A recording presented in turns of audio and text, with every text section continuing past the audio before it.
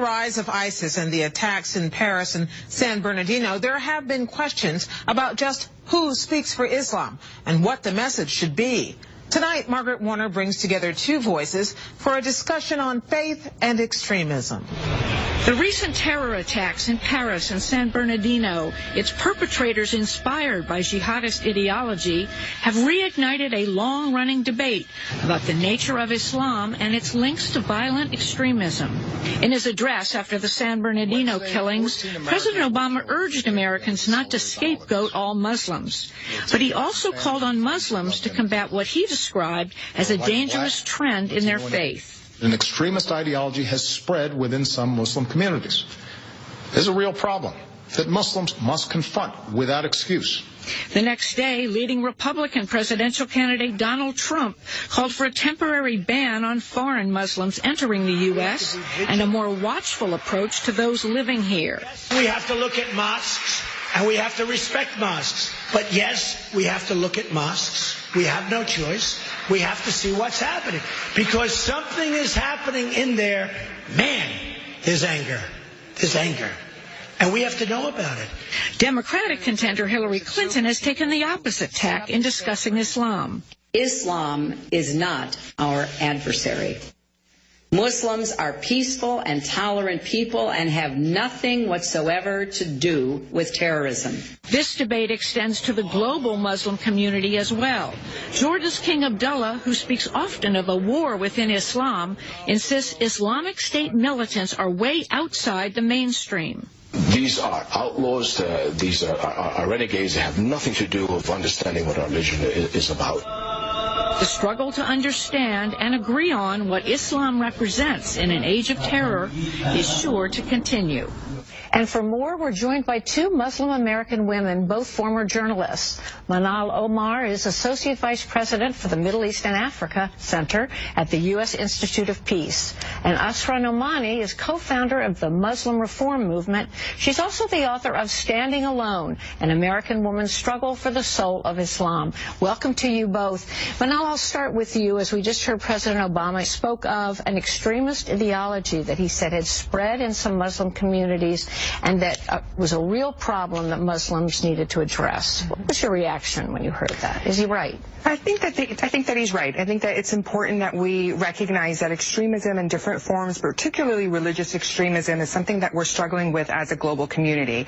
What I was worried about is putting all that responsibility just on the Muslim community. Absolutely everyone needs to play a role if we're going to succeed in combating violent extremism. And it can't just be the Muslims. We need everyone. How far has it penetrated, this extremist ideology? It's resonating with different communities, and I don't think it's necessarily tied to the religious side only. I think the ideology is really a social justice framework where people feel frustrated and they're trying to push back, and they're not really finding a way to ground themselves, so they're grounding it in religion. Asra, Nomani, how did you see it? Well, Manal knows that there's a word in Arabic, farz, it's said in Urdu, my native language, and it means duty. And I felt that President Obama spoke to, in fact, a really very real duty that Muslims have to challenge this extremist ideology. And I came armed with just one thing, and that was the Saudi Quran.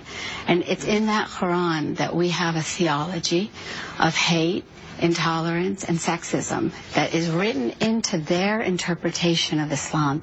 It's not the interpretation that you follow, it's not the one that I follow, but we have to challenge it. And I am reminded, just because I went to Star Wars yesterday, about this metaphor of the fact that we are facing a dark side, and we are in a war of our generation. It's an ideological war, and we are the resistance. We as Muslims have to define very clearly that we don't believe in an Islam that is one of political governance, that we don't believe in an Islam where you can beat your wife. Let's talk about the nature of Islam, because President Obama and many others have called it, in fact, you wrote a piece recently, a religion of peace, or a religion that promotes and teaches peace. And yet, Abu Bakr al-Baghdadi, the head of the Islamic State, says, in fact, ISIS is following the true tenets of Islam.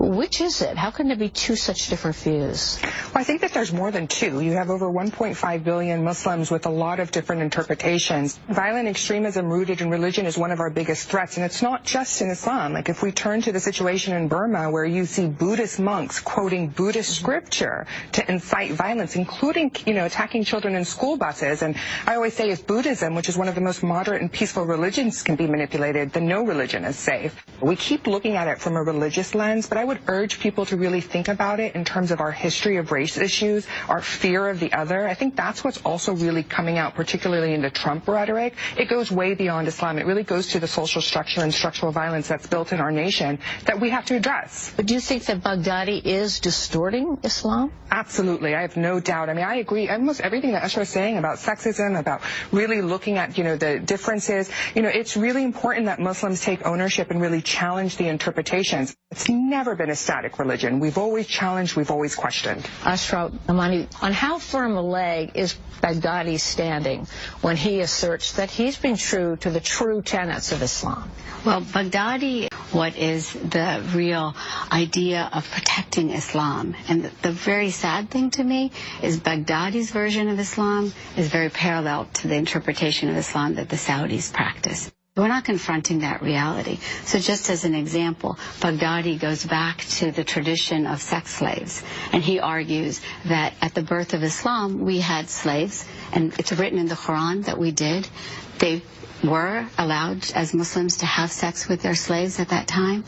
And today, we have this sad tragedy of women being taken as sex slaves.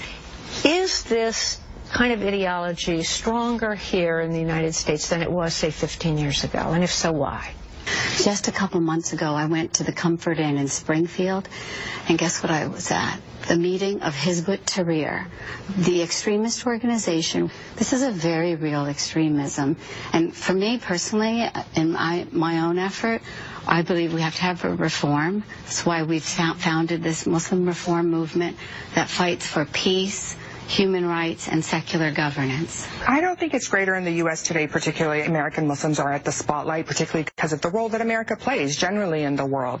And I would actually argue, I grew up in Spartanburg, South Carolina, and was consistently hungry for someone who represents me, looking at it was either men talking about Muslim women or non-Muslim women trying to save Muslim women. When we talk about Islam, when we talk about the origins of Islam, the first person to enter Islam was a woman. The first Sufi saint, mystic, was a woman. As Muslims, we need to own that we've lost where the role of women is. And I would really argue it's the feminine energy and women stepping back into their role which will help us with this violent extremism. And so finally, what more could American Muslims be doing now to combat this threat? This mystic that you referred to is Rabi of Basra, and she said that we have to burn the gates of hell and throw water on the fire of hell.